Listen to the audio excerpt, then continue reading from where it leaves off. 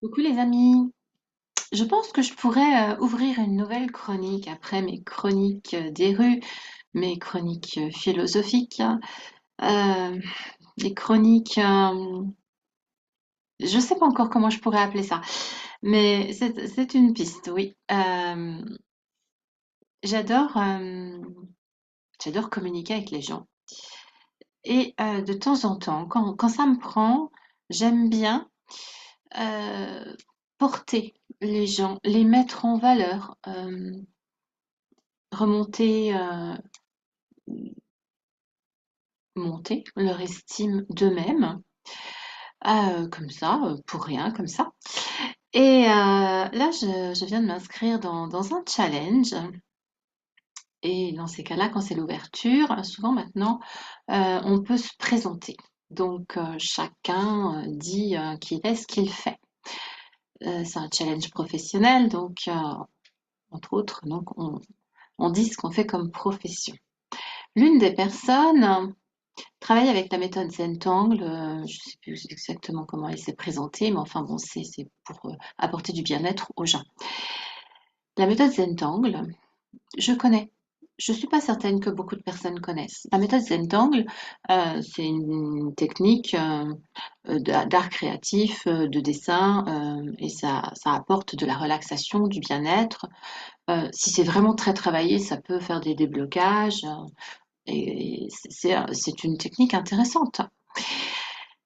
Et il se trouve que moi, j'ai testé cette technique. Je teste énormément de techniques. En plus, là, il s'agissait de quelque chose qu'on peut appeler du dessin. Et j'aime beaucoup dessiner. Donc, pendant un an, j'en ai fait du Zentangle. Et donc, je me suis dit, tiens, je vais commenter. Ça va faire des vues à la personne. Ça va être intéressant pour elle de rebondir sur le Zentangle. Voilà. Et, eh ben, je vais vous faire une petite leçon de communication. Quand on veut communiquer avec quelqu'un, je ne sais pas pourquoi ma vidéo se fige. Quand on veut communiquer avec quelqu'un qu'on ne connaît pas, ce serait bien qu'on baisse ces barrières, on va dire comme à la méthode Access Consciousness.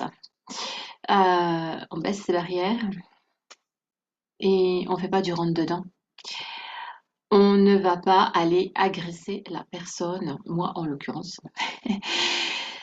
sous couvert de bienveillance. Le terme bienveillant apparaissant dans le texte, bah oui, forcément, il faut bien dire que non, non, mais c'est en toute bienveillance hein, ce que je dis. Bah oui, parce que ce n'est pas du tout bienveillant. En fait, cette personne, ce qu'elle a transmis dans sa communication, c'est non pas faire valoir sa profession, la méthode qu'elle utilise, mais aller chercher à me questionner beaucoup sur moi, ce que je fais avec cette méthode, pourquoi je l'ai pratiquée, pourquoi j'ai arrêté, puisque j'ai arrêté, et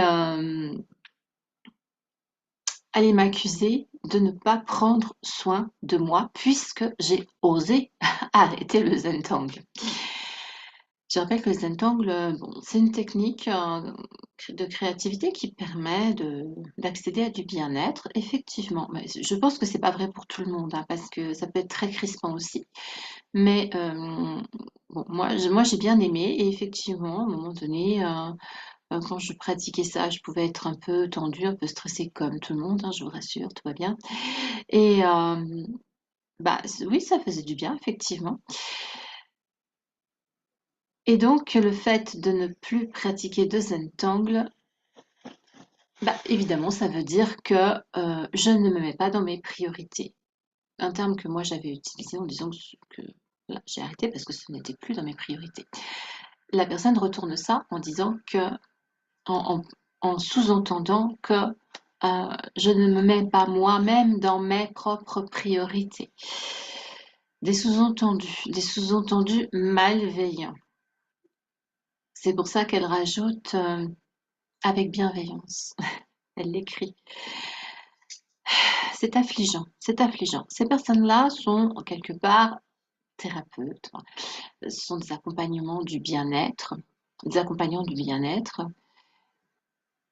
J'en rencontre tellement, tellement, tellement. Bon, alors j'ai cette faculté innée d'attirer beaucoup de ce genre de personnes, de ce genre de réflexion chez ces personnes parce que je suis bourrée de bienveillance, bourrée de gentillesse, bourrée d'attention et que je suis aussi très authentique. Ce qui fait que, en fait, je suis comme un miroir et ces personnes plongent dedans et ils vont joyeusement de leur propre projection. Cette personne avait dit quelque chose comme bon, elle était passée par là et le Zentangle l'avait beaucoup aidé. Donc c'est pour ça que je dis projection, hein. C'est pas parce que vous vivez une situation quelconque et que euh, tel outil, telle activité va vous aider que il faut considérer que forcément ça va aider l'autre et que forcément ça va convenir à l'autre et que forcément si l'autre ne le fait pas, c'est qu'il ose ne pas se placer en priorité dans sa propre vie. Donc se néglige parce que cette personne ne va pas suivre le même chemin que soi. Ce qui est stupide, totalement stupide. En tant que thérapeute, j'offre énormément de possibilités à toutes les personnes que j'accompagne. Il y en a qui vont aimer telle chose, il y en a qui vont aimer telle autre chose, et tout est OK. Il y a plein de possibilités pour aller mieux, pour se faire du bien, pour se relaxer, pour se débloquer. Et toutes les méthodes ne conviennent pas à tout le monde. Et ce n'est pas parce qu'on ne va pas faire telle chose qu'on nous demande de faire que ça veut dire qu'on se néglige. Bien évidemment que non. Bon, excusez, je suis interrompue par mon chien. Et l'autre point évident, c'est certainement que cette personne cherche à vendre, pas forcément à moi, hein, mais elle se bat pour vendre sa méthode.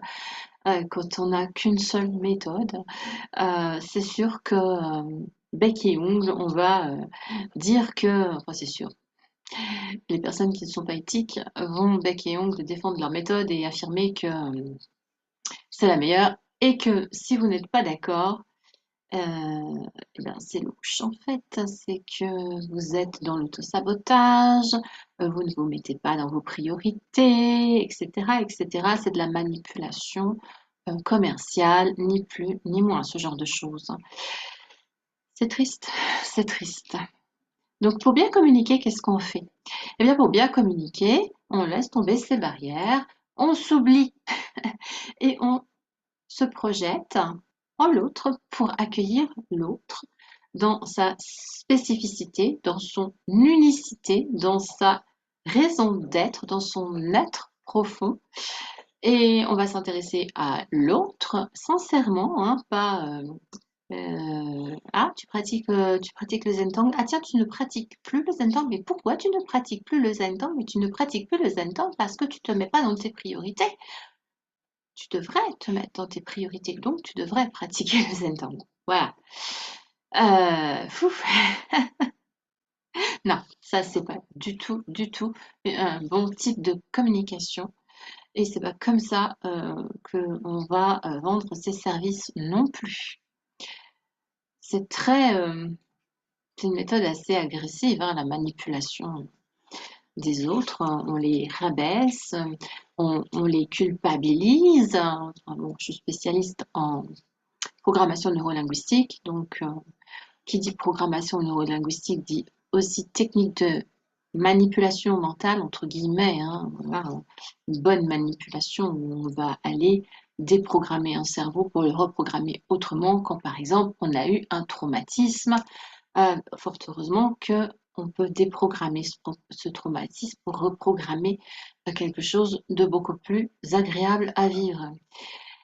Donc, on me la fait pas. Je connais parfaitement ce genre de façon de faire. Je ne suis même pas persuadée que cette personne soit consciente de comment est-ce qu'elle se comporte. C'est triste, c'est vraiment triste.